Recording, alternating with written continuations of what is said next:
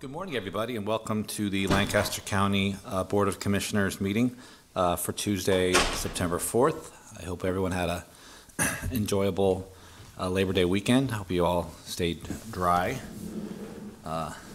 For introduction purposes, my name is Todd Wilchin. I am the board chair this year. On my left, we have fellow commissioners Bill Avery and Deb Shore. On my right, we have Vice Chair Commissioner Jennifer Brinkman. Commissioner Roma Amundsen will not be joining us this morning. From the County Attorney's Office, we have David Durbin. From the County Clerk's Office, we have the Chief Deputy, Corey Beatty, and Monet McCollum. Now, if you would please stand and join us for the Pledge of Allegiance.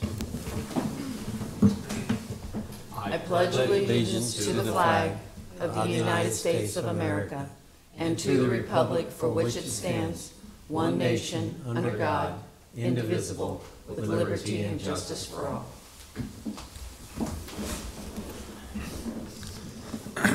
Thank you. Ms. Beatty, would you please start the agenda?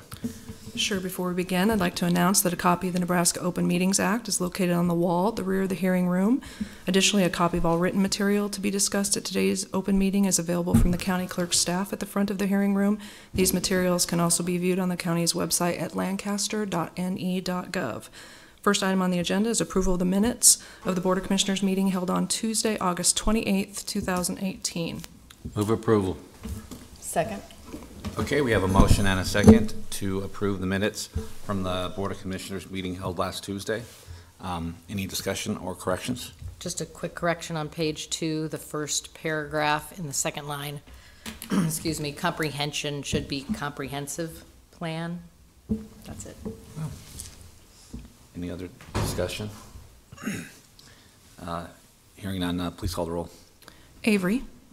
Excuse me. Yes. Brinkman. Yes. Shore. Yes. Wilchin. Abstain. Motion carries 3-0 with one abstention. Item 1B, is approval of the minutes of the Board of Commissioners meeting held on Thursday, August 30th, 2018. Move approval. Second. Okay, we have a motion and a second to approve the minutes from the Board of Commissioners meeting held last Thursday. Any discussion or corrections? Hearing none, Ms. Beatty, please call the roll. Brinkman. Yes. Shore. Yes. Avery. Yes. Wilchin. Yes. Motion carries 4-0. Item 2 is approval of all claims processed through September 4th, 2018. Move approval. Second. Okay, we have a motion and a second to approve all the claims that have been processed through today. Any discussion? Please call the roll. Shore. Yes. Avery. Yes. Brinkman. Yes. Wilchin. Yes. Motion carries 4-0. Next, under new business, we have a resolution in the matter of recognizing September 2018 as National Preparedness Month.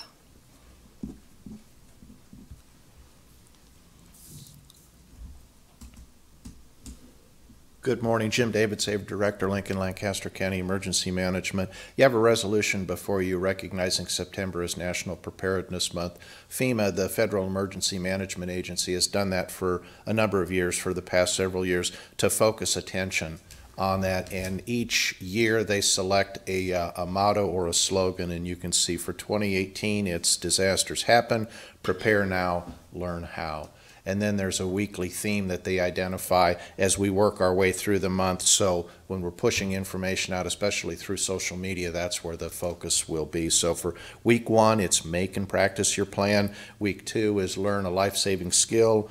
Week 3 is check your insurance coverage, and week 4 is save for an emergency. So as we work our way through the month, we will do that. They also put out some other promotional information, ready.gov/September, and then there's also some hashtags that anybody who has an inquiry, they should have no trouble finding a lot of information. And September, which started on Saturday, has certainly given us an opportunity to put our plans into place and test our preparedness. So I can share some information with you on what I have based on what's happened over the weekend. We have a weather station on the roof of our building at 10th and M, and since the storm started, as of about 7 this morning, we had received just over 4 1/4 inches of rain. The gauge was at 4.28, and that's at our downtown location. I know some parts in the southern end of the county reported 6+ inches of rain. So we're tracking all of that. As of now, our Emergency Operations Center is activated.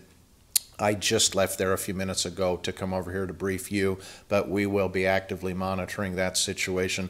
The latest update from the Weather Service said in the next 24 hours we anticipate receiving 1 to 1.5 inches of additional rain. So the worst of it hopefully has passed.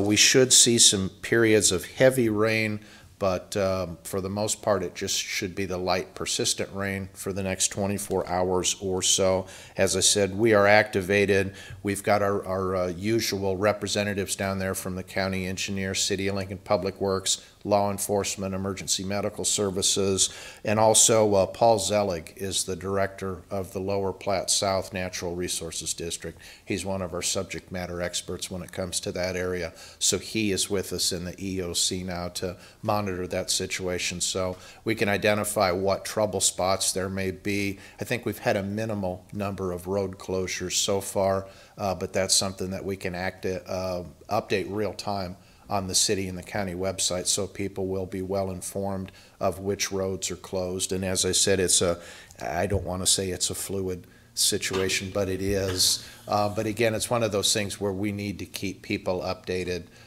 to these conditions because they could get much worse or they could get much better in a matter of a short time. The other thing to consider is Hurricane Gordon, which is currently in the Gulf Coast area, may roll into the Midwest around Thursday or so. The timing of that is tentative at best, and the last information I had about how that storm was tracking is it was tracking east of Nebraska, looking at Missouri, Illinois, and those. So again, we will keep an eye on that, but as I said, first things first, several inches of rain. We anticipate a couple more before this front passes through, probably early Wednesday. But then it may be late in the day, Thursday on to Friday, that the remnants of Hurricane Gordon may pay us a visit. Other than that, not much going on. So, Because when did the storm start? Was it Friday or was it Saturday? we got some rain on Friday, but really we got some rain overnight on Friday, and then there was a bit of a clearing on Saturday. And the Weather Service, their prediction, their timing for the storm on Saturday was pretty accurate. Unfortunately, the worst of it arrived literally right after kickoff. So, but that was as it was predicted. So again, we have a pretty strong contingent in place on a regular game day. We certainly ramped that up in anticipation of the weather. Well, because I know that you and I had a couple conversations that evening. Commissioner Avery?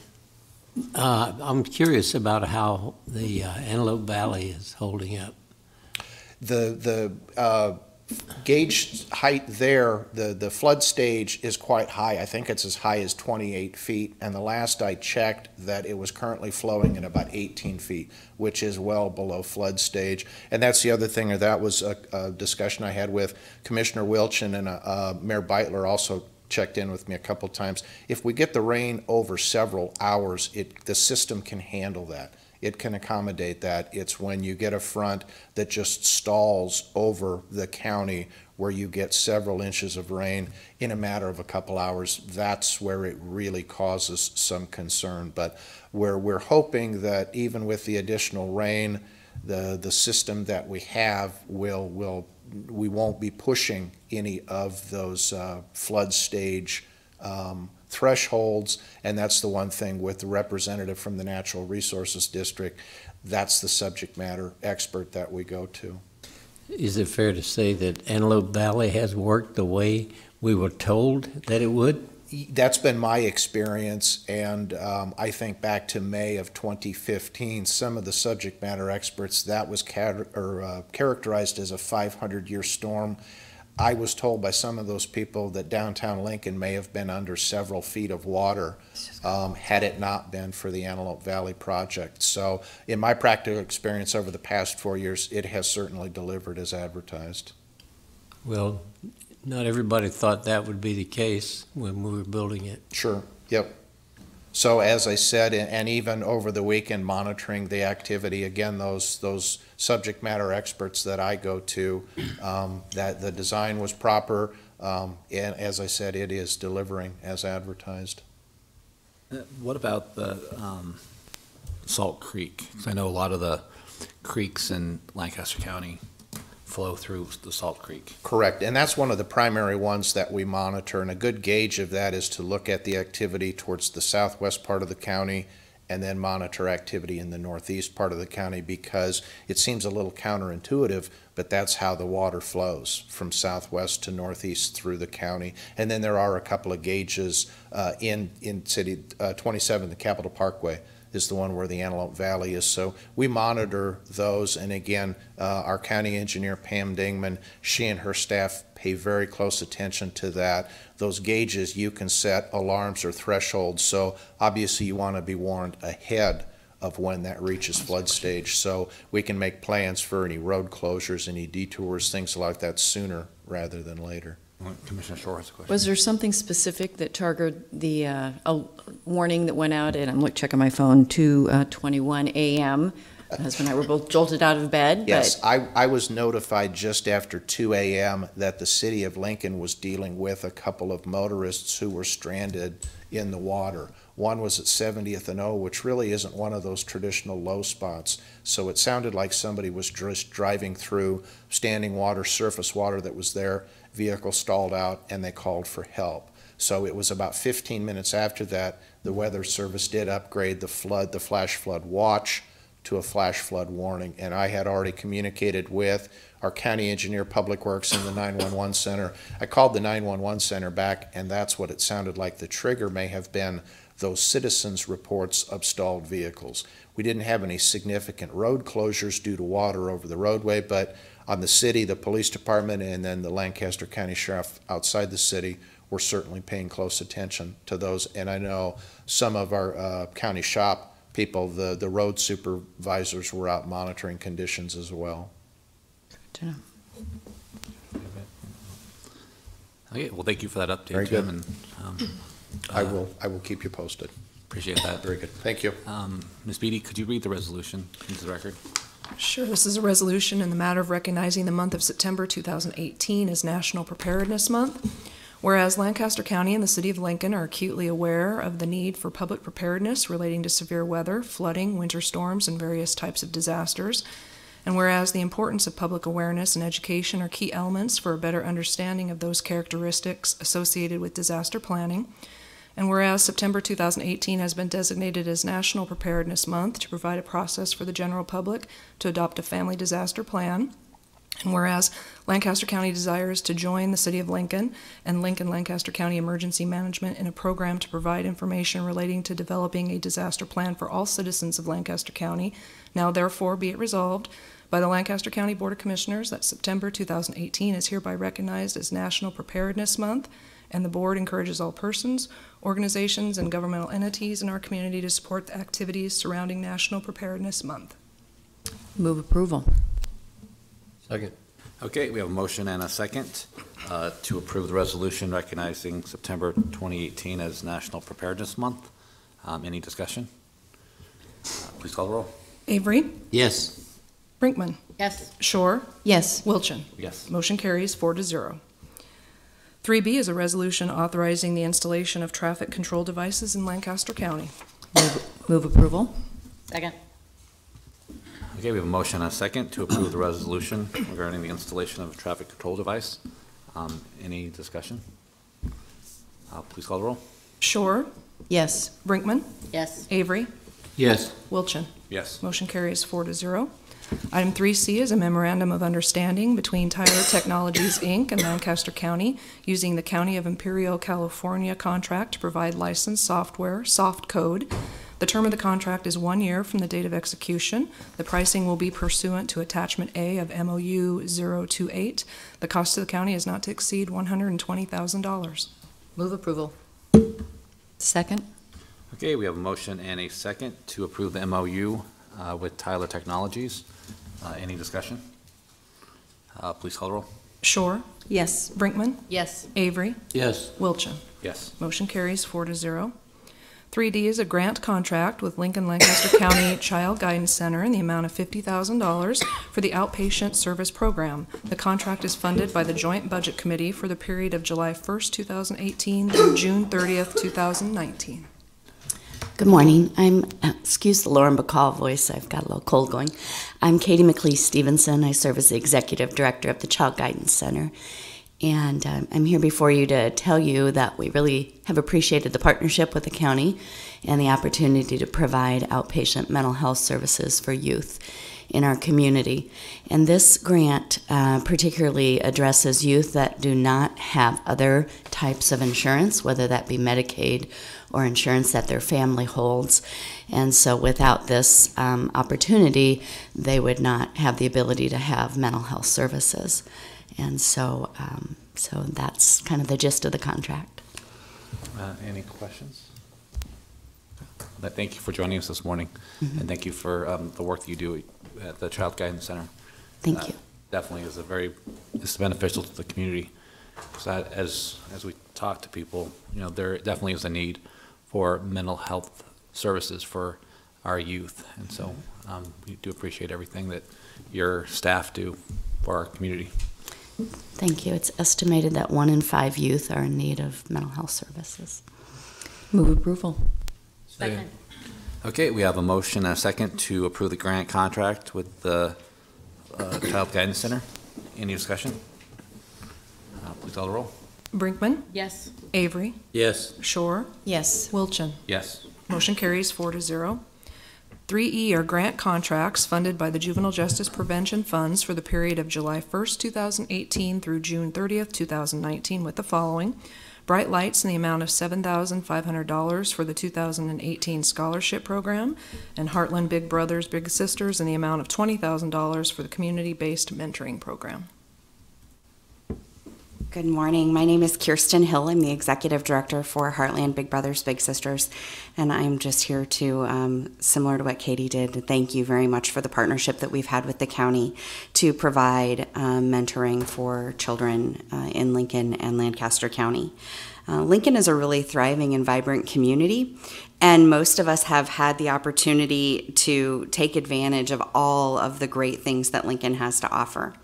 But for the kids in our program, the opportunities that you or I or our children might be able to experience every day can sometimes pass them by. More than 90% of the kids in our program are below the poverty line in Lincoln and receive free and reduced lunch. In addition to that, many of them are living in complicated family situations. They may be living with grandparents, or maybe with step families, or maybe in foster care. But universally, they all have one thing in common, and that is that someone who really loves them and cares about them recognizes their need for additional support in their lives, for a caring, supportive adult role model. And that's what Heartland Big Brothers Big Sisters provides. We are in the business of ensuring that children in our community are not forgotten or excluded or left out. And we carefully match kids and volunteers based on their needs and their interests and their values, and then those mentors then steadily encourage and champion their littles. And they act as advocates, and they help to break down barriers that might exist for the kids in our program, so that the opportunities that exist in Lincoln exist for the kids in our program as much as they exist for anyone else. Their world looks much different with a big, and they suddenly have exposure to and experiences that many of the same opportunities that you or I might encounter on a regular basis. They look at school and work and job and community service much differently with a big. Over the past year, there have been a lot of exciting and important changes for Big Brothers Big Sisters, and the future of our organization is really vibrant and inspiring. We have a lot of goals for the coming year. We want to make more matches. We want to provide a quality experience for the bigs and littles in our program, enhance our education and training, increase the visibility for Big Brothers Big Sisters, continue to make big impact in little ways, and defend the potential that exists in all of our littles. And we're able to do that and so much more thanks to the support and the work that is provided to us by the county. We appreciate your support in doing the work that we do. So Thank you. We appreciate you being here this morning, and again, we appreciate you and your staff for everything you do to help mentor the youth in our community who have, like you said, may have a complicated environment that they need help with. So thank you. Thank you. Any questions? Move approval. Second. Okay, we have a motion and a second to approve the 2 grant contracts funded by the Juvenile Justice Prevention Fund. Any discussion? Please call the roll. Avery, Yes. Shore, Yes. Brinkman, Yes. Wilchin. Yes. Motion carries 4-0. 3F are grant contracts funded by the Nebraska Commission on Law Enforcement and Criminal Justice Community-Based Juvenile Services Aid Program grant for the period of July 1st, 2018 through June 30th, 2019 with the following. Mediation Center in the amount of $46,000 for the Restorative Justice Program, and Burnaclaw Education Solutions Team in the amount of $2,870 for the Best Alternative School Program.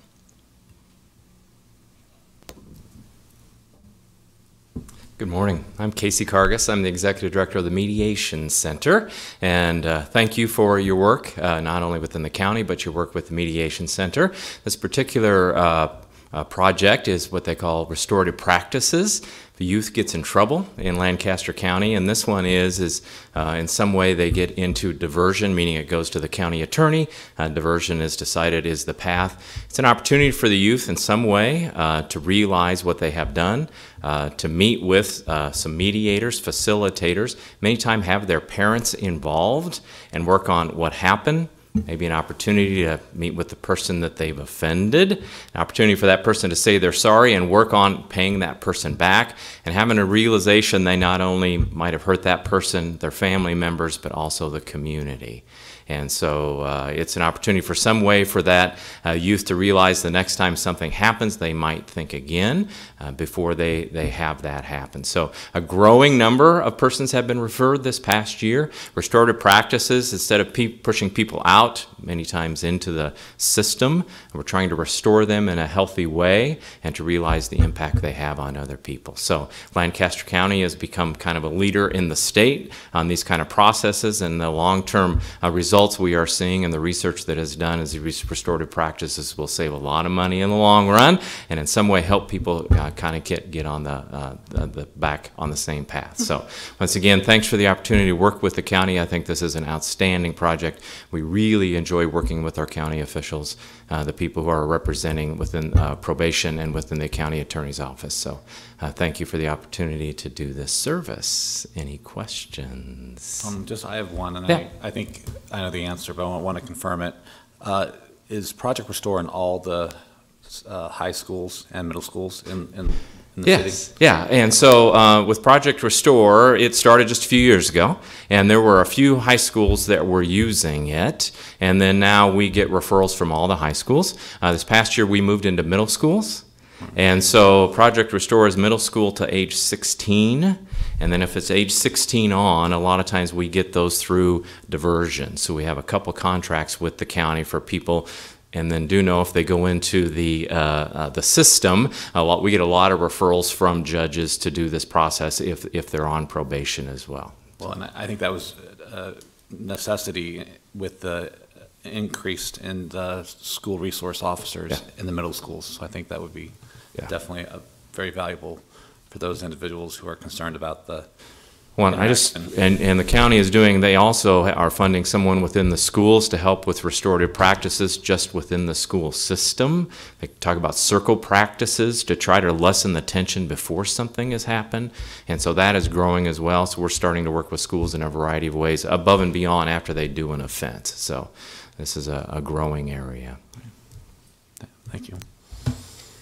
I will move approval of item F. Second. Okay, we have a motion and a second to approve the grant contracts funded by the Nebraska Commission on Law Enforcement and Criminal Justice Community-Based Juvenile Service Aid Grant Program. Please call roll. Brinkman, Yes. Avery, Yes. Shore, Yes. and Wilchin. Yes. Motion carries 4-0. 3G is acceptance of the following Juvenile Services State Grant Awards from the Nebraska Commission on Law Enforcement and Criminal Justice for the periods of July 1st, 2018 through June 30th, 2019. This is Formula for Impact program in the amount of $60,000, Hub Back on Track program in the amount of $18,100, Project Restore program in the amount of $51,000, ACCC Serving Refugee and Immigrants program in the amount of $56,316, and the Lincoln Refugee Outreach program in the amount of $21,356. Good morning, Sarah Hoyle with Lincoln Lancaster Human Services. The funding that we're discussing on this agenda item is all state competitive dollars, so they're all grants that were written competitively and then funded with state funding back to the county. There's a few of them in this that are continuation grants for the most part. Some are also new grants. Formula for Impact is Boys and Girls Club. While we've had a competitive grant before with them, this is for a new program.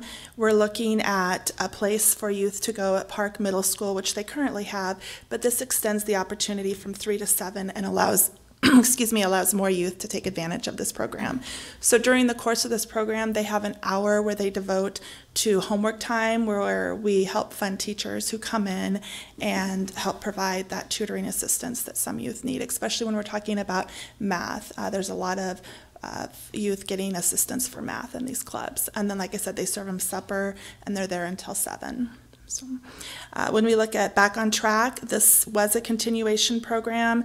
We asked, traditionally when we're talking about state dollars, there's a step down amount that goes into that. Because of the numbers served and because of the schools that we're in, this program's currently in Lincoln High, Northeast, Southeast, East, and then we asked to expand to Yankee Hill.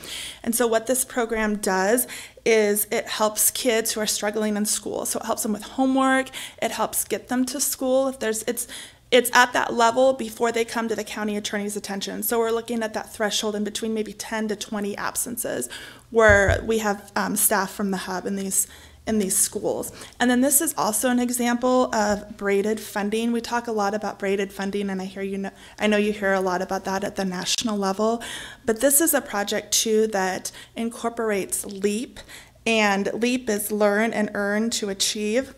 And what LEAP does is it looks at kids who maybe historically wouldn't have gone to college, and it helps them fill out applications, it helps them get scholarships, it helps them look at funding available and plug them into colleges that'll help them excel the most.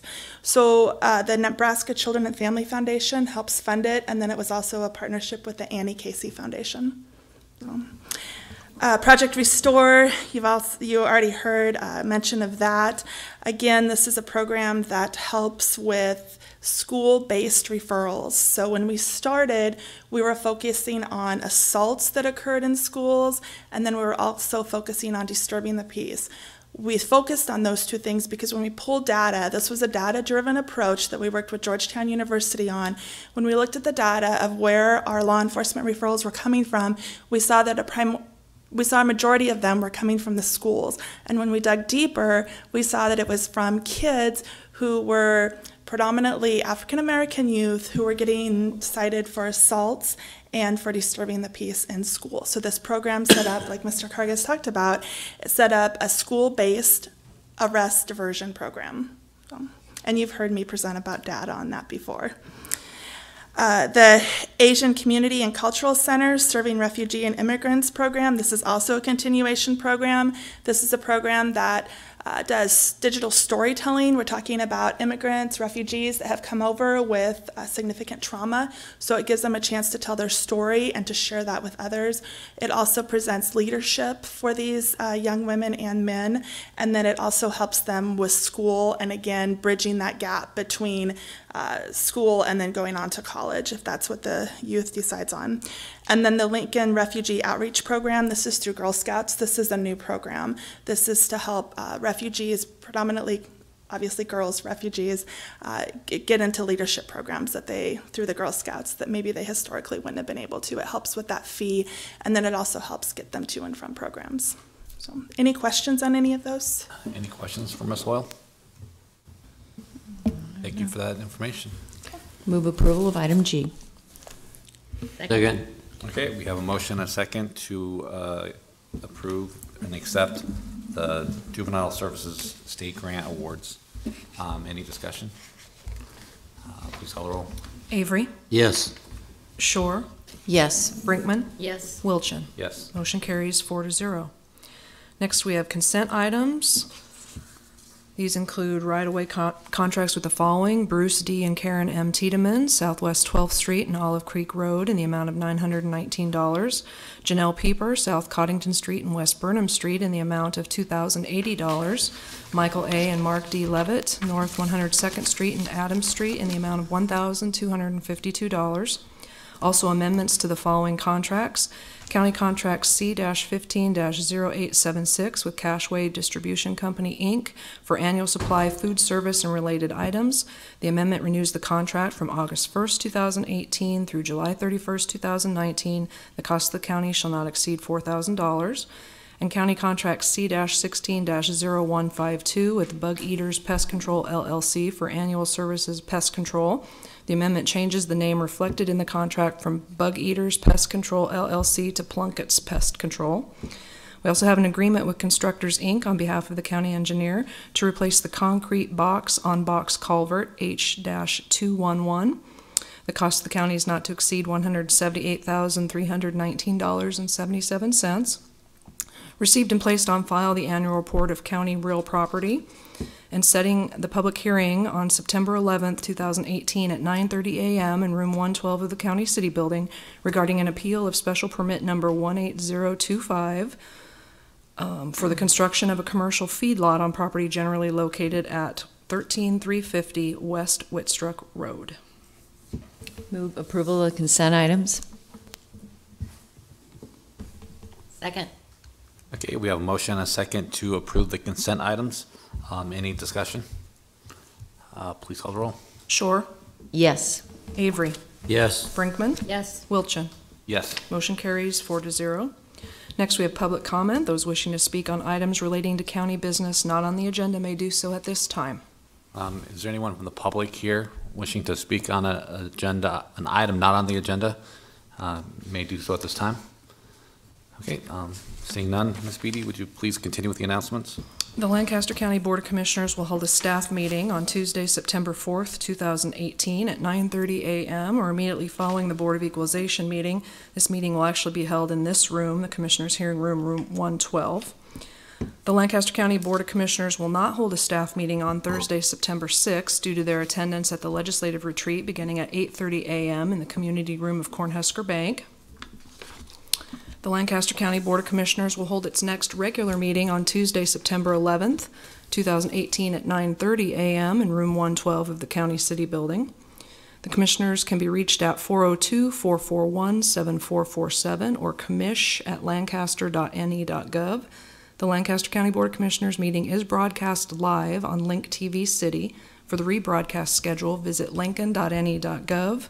Meetings are also streamed live on Link TV and can be viewed on YouTube. Move we adjourn. Second. Okay, we have a motion and a second to adjourn. Please call the roll. Avery, Yes. Brinkman, Yes. Shore, Yes. Wilchin. Yes. Motion carries 4-0. Okay, well, that concludes the board meeting. I'm going to go ahead and start the agenda for the Lancaster County Board of Equalization. Ms. Beatty, would you please start the agenda? A copy of the Nebraska Open Meetings Act is located on the wall at the rear of the hearing room. Additionally, a copy of all written material to be discussed at today's open meeting is available from the county clerk's staff at the front of the hearing room. These materials can also be viewed on the county's website at lancaster.ne.gov. First item on the agenda is approval of the minutes of the Board of Equalization meeting held on Tuesday, August 21st, 2018. Move approval. Second. Okay, we have a motion and a second to approve the minutes from the last Board of Equalization meeting. Any discussion? Please call the roll. Brinkman, Yes. Shore, Yes. Avery, Yes. Wilchin. Yes. Motion carries 4-0. Item 2 are additions and deductions to the tax assessment rolls. Move approval of the additions and deductions. Second. Okay, we have a motion and a second to approve the additions and deductions to the tax assessment rolls. Any discussion? Please call the roll. Shore, Yes. Avery, Yes. Brinkman, Yes. Wilchin. Yes. Motion carries 4-0. Next is public comment. Those wishing to speak on items relating to County Board of Equalization business not on the agenda may do so at this time. Okay, anyone from the public wishing to speak on an item not on the agenda related to the Board of Equalization? Okay, seeing none, I would entertain a motion to adjourn. So moved. Second? Okay, we have a motion and a second to adjourn. Please call the roll. Avery, Yes. Brinkman, Yes. Shore, Yes. Wilchin. Yes. Motion carries 4-0. Okay, well, that concludes the Board of Equalization meeting. Have a good week.